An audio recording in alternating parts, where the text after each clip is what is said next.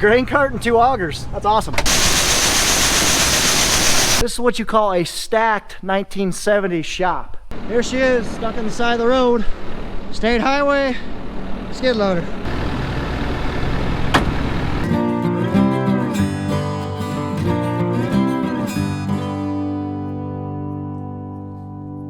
Well guys, good morning, good afternoon, and good evening to all. Welcome to Hartung Family Farms. And today, February 19th, I haven't been up to the farm in a while now, and I'm just getting up here and things are about the same, really. I see we've gone into a couple bags of feed. Kind of see right there, we're through one and halfway through the other. And there's snow everywhere. Like 16 inches of snow everywhere. Augers froze up of corn, and I'm gonna come up here and I'm gonna see if I can take a load of corn to Clinton and then get the semi ready, because tomorrow I'm gonna take go get a load of bean meal from Cedar Rapids. So let's go head into the farm and see what's going on. There they are, moving calves. Get some new calves in that we're gonna feed out over the next year or so. Pat's just heading to go get weighed out, because basically what we do is we go weigh the new calves in the gross trailer and truck with the cows, go unload them, and then bring it back and get tear weight, so we can basically get a weight of exactly what's the weight of the cows that we just got in, and then we'll pay them per pound, pay the farmer. So I'm gonna go ahead and start up the truck right now and then go find a hat because it's cold. Got a lot of snow, as you can see, but let's fire up this truck. Been plugged in, so it should start pretty easily. Trying out these 3 new air nozzles from IPA. This one's an air knife. It's got like a flat blade, which really you can use to scrape mud and crap off. This one's basically an air bender. It bends at 90 degrees. It'd be great for blowing out filters. And this one, I'm not quite sure what I'm going to use it for. It basically shoots a big stream of air out the top, and then it's got little holes on the sides. So I'm not sure what I'm going to use that for, but these are really nice. Thanks, IPA. Appreciate it. If you guys are curious in these, link will be down in the description. I just got to put this kind of 1/4 inch industrial fitting, which basically fits all of our air fittings. It's got a, what is this, 1/2 inch national pipe thread threading. I got to basically thread that onto here. So we'll do that real quick. National pipe thread, basically it's got a thread that's kind of angles in, so the more I tighten it, the more it kind of squeezes it together. And that orange piece of thing is basically a sealant to kind of prevent air, prevent anything leaking. Hey, first time I guessed.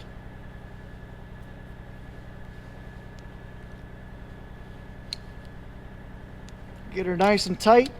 That way she won't move. You never should have to take this off again once it's on. Now she should be good to go, I think. Tighten the other ones down. Let's try them out. Here's the 90 degree. Nothing leaking. Whoa. She works. It's gonna be handy. Cleaning out filters is gonna be really nice. Try the next one. Air knife. Blasted the, oh, that's tape. I was like, that black paint didn't last, whatever it was, but it's not paint. It's got like 2 streams. You can kind of see there's 1, 2. It's got 2 streams, will help you cut through material. That'll be kind of nice. Whatever this thing. Got streams going everywhere. I'm not sure what we're gonna use this one for, but still kind of neat. All right, let's go hook up the trailer. I'm gonna take this thing over to next door and hook onto it. Hopefully I don't get stuck. There we go. There's the old 8050, trusty 8050 on the air spreader. So I'm hooking onto that trailer right there, the good one, not the Merit. So before I hook onto this thing, I'm just gonna make sure that my 5th wheel latch is unlatched. Which it is, it looks like. Walk around the trailer real quick. See, they kind of just backed it into the snow. All right, let's hook onto it.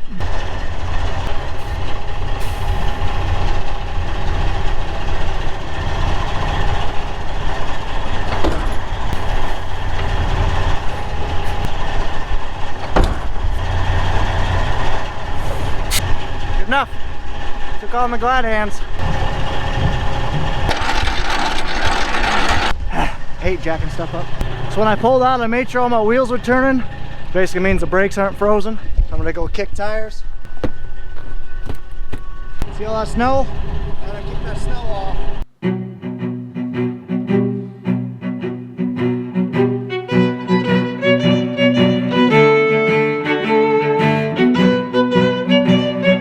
So I I'm gonna head over to Delmer. If you guys remember card right here for when we were actually hauling corn to Delmer. Now we're gonna start hauling out of there. A lot of the reason is because all of our augers here at home are frozen. So yeah, that's why we can't haul out of home. So let's head to Delmer.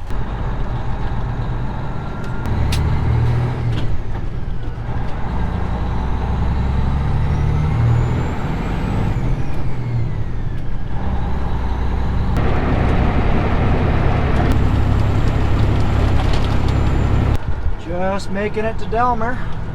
This, like I said, is the elevator where we hauled grain from Andrew, from the Andrew farm over here, and a couple other farms. And this is where I'm going to load up a couple loads. Actually, I think we have like 20,000 bushels in here. I'm going to take the first 1,000 out. And then I'm going to take this to ADM and probably call it a night. And because this is a commercial elevator, they got to basically know how much grain's coming in and out. So I'm going to weigh before and after. Yeah, let's go sign some paperwork. Rich has got a nifty little grain cart. Looks like a John Deere 4440, 4430, 50. The nice thing about going to commercial places, usually they find a way to load you very quickly. The bad thing is you got to pay a little bit more. With the bins we own, we just got to make payments to pay them off. These bins we don't own, so we got to pay every time for every bushel we store here. The 2 augers will fill it pretty quickly. He's going to load some corn out of that easy trail and that 4430. There's Rich. There we go. Man, I'm going to get it loaded real quick. A grain cart and 2 augers. That's awesome.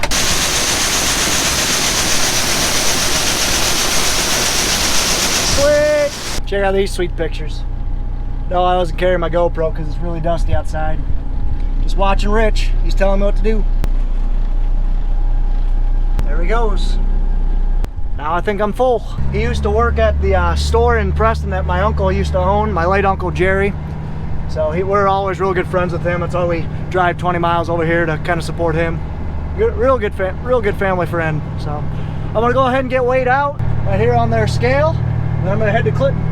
I'm only gonna get 1 load in, and I'll be back right away tomorrow morning to take a load to Cedar Rapids, or to go get a load of bean meal from Cedar Rapids. Nice guys here at Delmer. So here's what I weigh: 86,000, tare of 25,000. So I got basically 61,000 on, and I can haul 90,000 right now just because the proclamation that's still in effect. So yeah, let's head out. Show you guys how to shift this unit. First gear is all the way down. Well, for this way, it's all the way down here. I don't know how the camera view is. It's basically closest towards me. That's low.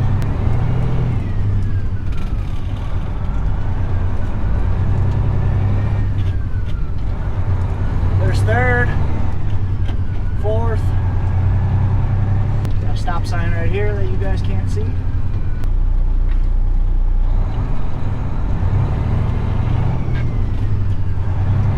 There's first, second, third, fourth. So what I'm looking for is I want to shift at right around 1600 RPM on the engine. And I basically just, when I shift it, I let out the throttle, and when I do that, I put a little bit of pressure towards the middle to get it to float out of gear. Then I just kind of get a little bit of pressure into the next gear, and it just falls in. So right here I'm in 6th. It's got a splitter now, so I split it. 7, so 1600, I let out the engine, it falls into gear, and I throttle up again. So now I'm in 7th gear, still going through town, 25 mile an hour. Getting out of town, we're in the 35 mile an hour zone, so I'll split back, shift down to the bottom middle. So I'm in 8th gear, split up, 9th gear. So there's 10th, split up again. So when I split up, as soon as I let out the throttle, it'll shift gears. So right about there. Now I'm in 11th gear, and now basically we're going 55, well, we're going 50 right now on a 55. So I just split down again, so when I let out the throttle, I'll go out in the middle, go to the 6th position, so I'll do that right now. Go from 11th, there's 12th. So 12th gear, there we go, now we're at 13. And now I'll just stay on this route for 4 miles or 5 miles, and we'll get on 30. We'll get on Highway 61 to head to 30. That'll take us into ADM.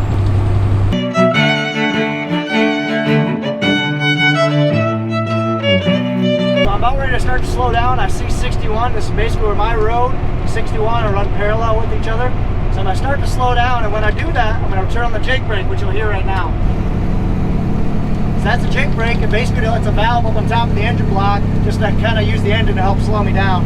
So when I do that, I want to keep the RPMs high. The faster RPMs, the faster the engine spins, which means the faster I slow down, or it slows me down. It's a nice truck. Speedwell 389. So I'm going to use the engine brake, and I'm going to start just braking to slow me down.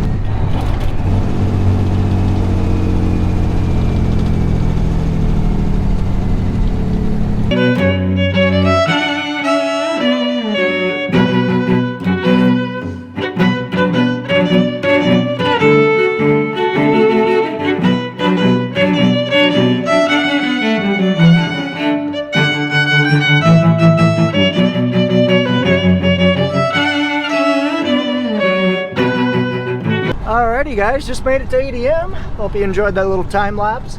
So again, this is where we sell most of our grain. Back here a little ways is basically the this probe shack.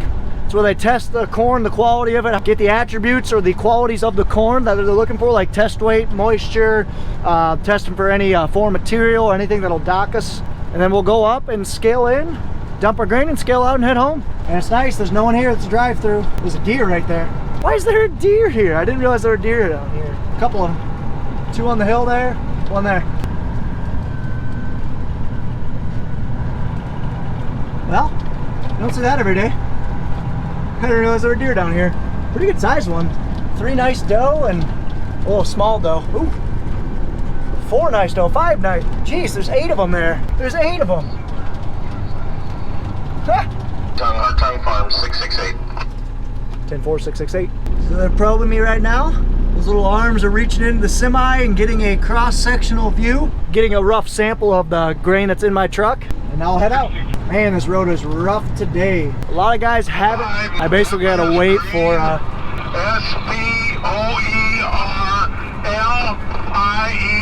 This guy's aggressive. I basically had the radio turned up so I can hear where I'm going, but not a lot of guys have been hauling lately because we've had minus 25°C degree weather lately. So now I got a nice 2-mile long drive to get from the probe shack, which is way back there. This is normally staging if they got like a 2-3 hour wait. This is just 3 lines deep to the ADM plant that's way up here up front.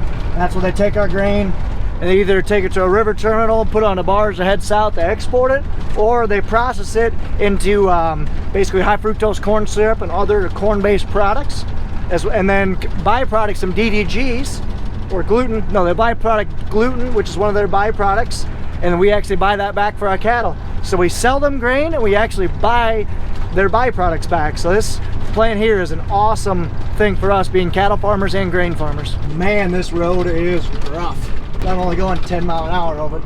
But the cool thing about this place here is it's actually a train switching spot. So it's a big Union Pacific, I wouldn't call it a railroad depot or whatnot, but I mean it's a main east-west line for Union Pacific. And this is where they actually switch out crew members. So you always see like trains stacked up here. They're either switching crews or taking a break or doing something. Yeah, I think there's like 11 or 12 tracks just right here. That's pretty neat. Also, my FM radio isn't working. That's a bugger. And I love this sight. No one in front of me. So now I'll pull on the scale. We'll see how much we weigh and how close it is compared to the scale we had in Delmer. We weighed 85,960 there. So let's see what we're at here. Pretty close. A little bit off. So now I just scan my ticket here. That tells me what, that way they can associate which truck to which grain or scale weight. Now I'll go dump. All right, grain is dumped, so now we'll go scale out and see how much we dumped. You guys ever ran one of those Bobcat 5600s? I think they're called like the workhorses or something like that. Like they're side by side with a bucket in front. I don't know, I think they're kind of neat. You guys ever ran them before? Kind of neat, but I feel like they're kind of very interesting looking. I don't like how they look.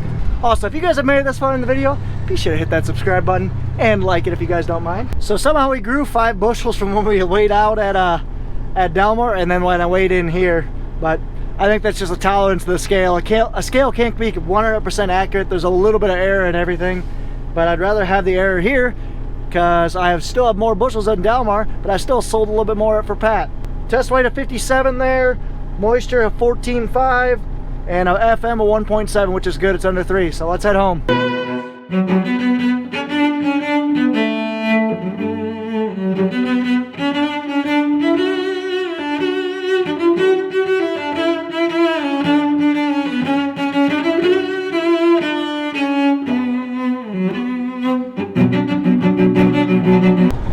need to do? I need to get some fuel. I'm right at a quarter tank and I gotta go about 120 miles tomorrow, and that's just not gonna cut it, especially when half it's gonna be loaded. So I'm just gonna get fuel tonight, and then I'm gonna go back, unhook the trailer. Actually, I'm gonna let the trailer cool down for a little bit, unhook the trailer so the brakes don't freeze, unhook the trailer like I said, pull the semi in the shop and let her stay warm overnight. Man, do I wish having snowmobiles. I used to have one in high school. My dad had them in high school. So I used to go out all the time, and man, were they fun. Oh, I miss them. But they're an expensive hobby. Anybody who owns a snowmobile says that. You only ride them for a little bit a year, a little bit of the time out of the year, and they're really expensive to maintain and expensive to buy. Well, it's getting dark now. Just got done, filled up with fuel. So we're gonna head home. There's all our little white round bale nuggets sitting out there, or cornstalk bales. Still got a bunch of them to pick up this spring. Here's the spot where all our mama cows are at, or half of them are in there already. We already had 25 calves. Alrighty, let's pack up the semi and let's go ahead and get this thing shut down for the night. I should be able to get home.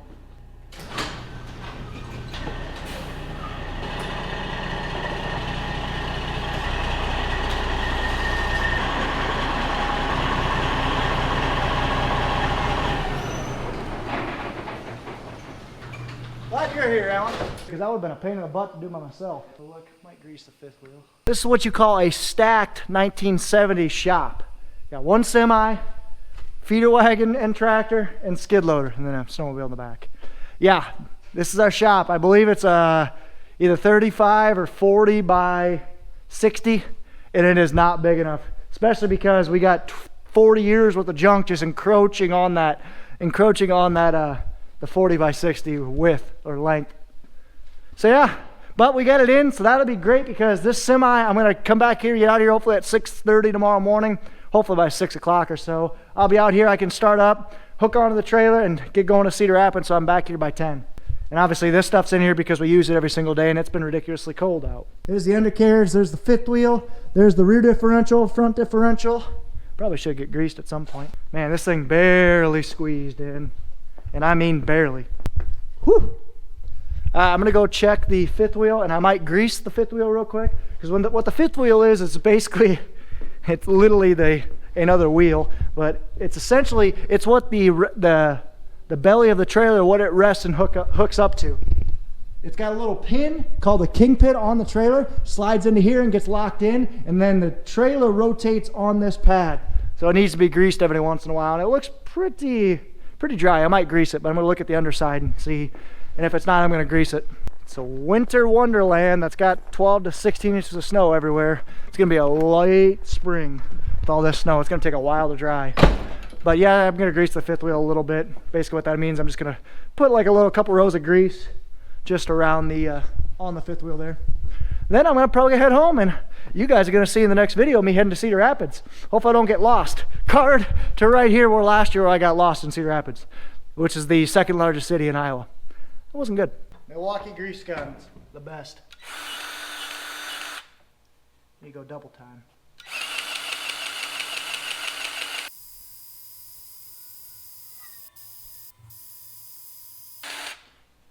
And we're out. Got another one. New grease is loaded. There we go. Got new calves in. These two just had babies, and two more just had babies. That one just had a baby, right there. Another one coming in. Record this off my phone. Come on, Bessie. Come on. Come on. Let's go. Oh, oh. Come on. All right, I'm just trying to get the calf out. Come on. Yeah, come on.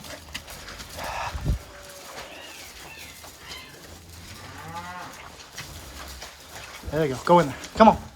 Come on, guys. Come on.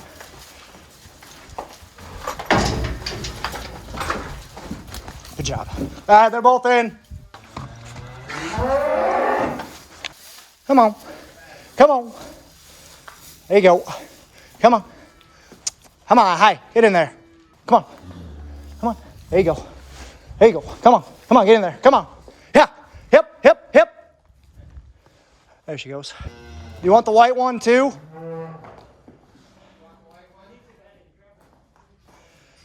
You just had a calf. And I'm guessing that one's a feedlot calf, aren't you, buddy? And what a feedlot calf is basically one of the cows that we buy. We don't know that they're pregnant, but they are. And so you get a bonus calf. You're a good mama, Charolais.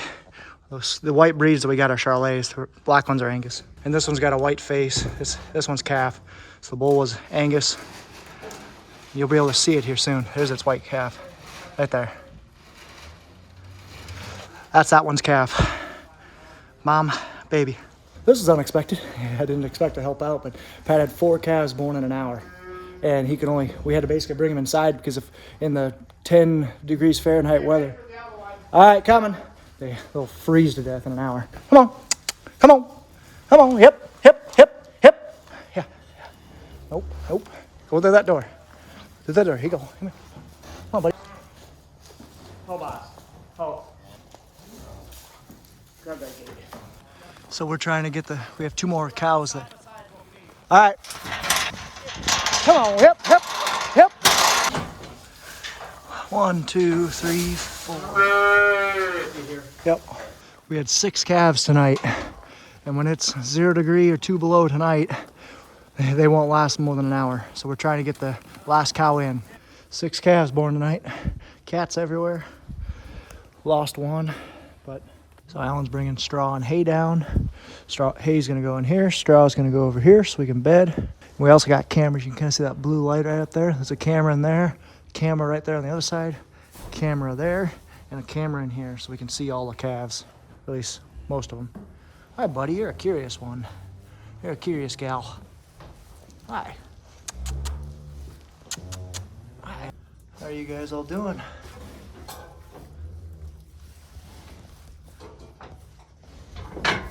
Wow, so I did a lot of the recording on the cell phone there, but yeah, to recap, 6 calves, 2 hours.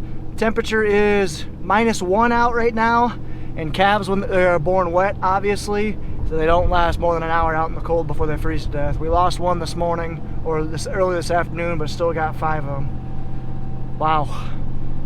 Just thanking my lucky stars and my grandpa that Alan and I were both here talking up at my grandma's house, and Pat called and says he's in dire need of help. He got ran over by a cow. Michael says he's stuck with the skid loader, so I'm gonna go help him now. But let's just say when I was coming here, when I heard Pat got ran over, I was going a little bit faster than the speed limit, because that's a matter of life and death for both him and the calves. Oh, and to make matters worse, skid loader slid off the side of the road and is stuck. Like deep stuck. So I'm grabbing the loader tractor. It barely has lights, but it has hazards, so that's good. And then we're gonna head over to the skid loader so we can get it unstuck. All right, let's go rescue the skid loader. So my cousin was basically driving, and he's pretty new at farming. Didn't grow up around it a ton. I mean, he did a little bit, but not a ton. So he just got over too far, trying to let a car go by, and the ditch just sucked him in the ice, which, I mean, it can happen to everybody. So nothing that a tractor and a loader can't pull out. So I'm gonna try and head over there. I mean, it's not that far away. Problem is I barely have any lights, but that's why we're bringing the truck. He'll put his hazards on. We'll get this puppy out. You can barely see it right in front of me. Here she is, stuck on the side of the road. State highway, skid loader. She's off pretty good. So I'm gonna have to basically creep her forward a little bit. There's tow chains down there. I'm hopefully just gonna grab onto it and yank her out. Just barely keep it moving. We're gonna take it slow. But like I said, just don't ram her so you hit the back. All right, okay. I'll honk the horn when we're ready. Sounds good. Here goes nothing. Go ahead.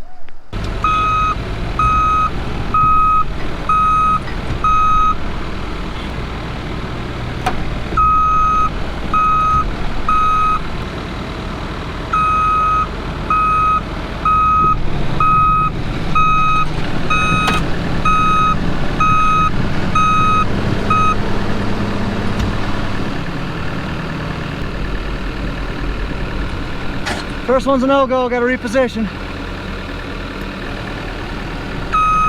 No, hold up, hold!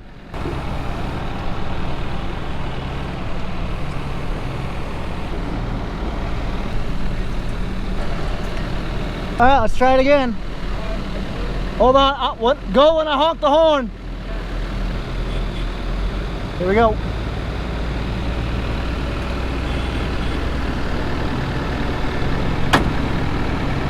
Go, Michael, go!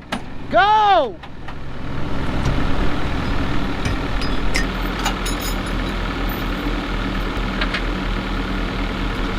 Well, we got him out.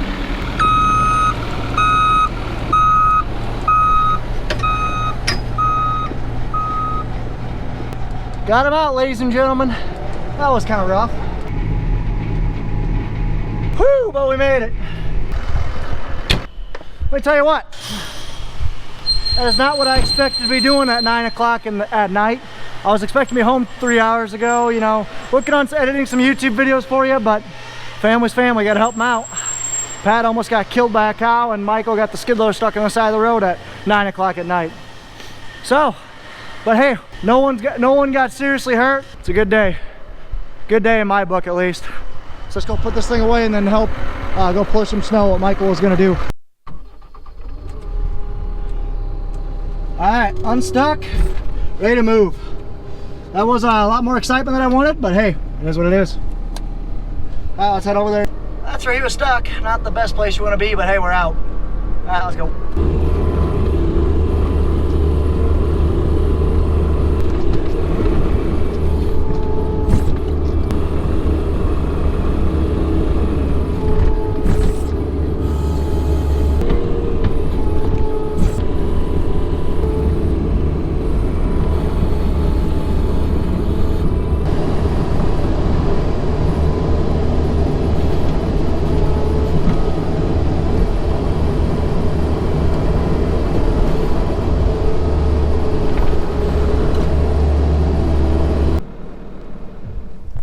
Plowed my aunt's driveway, and I'm worried my cousin is probably gonna get stuck in there, but driveway's plowed.